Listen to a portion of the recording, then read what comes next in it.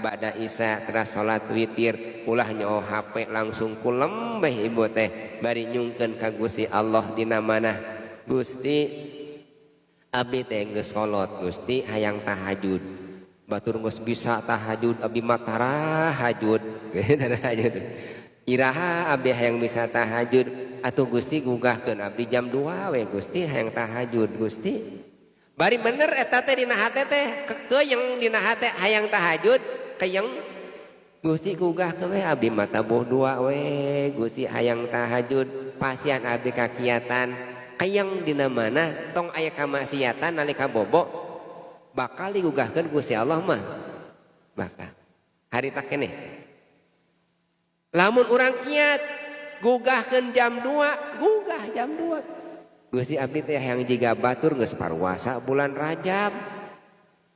hari abdi can puasa sapoe-poe acan hayang abdi ge jiga batur pasian abdi kakiatan sungkeun ka Gusti Allah eta teh lain nungkul urusan dunia nyungkeun ka Gusti Allah urusan dunia nu cantang tu diijabah haban dipenta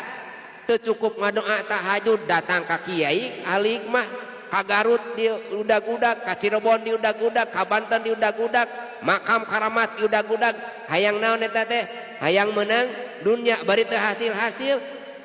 Ari urusan akhirat tara dipenta ka Gusti Allah teh.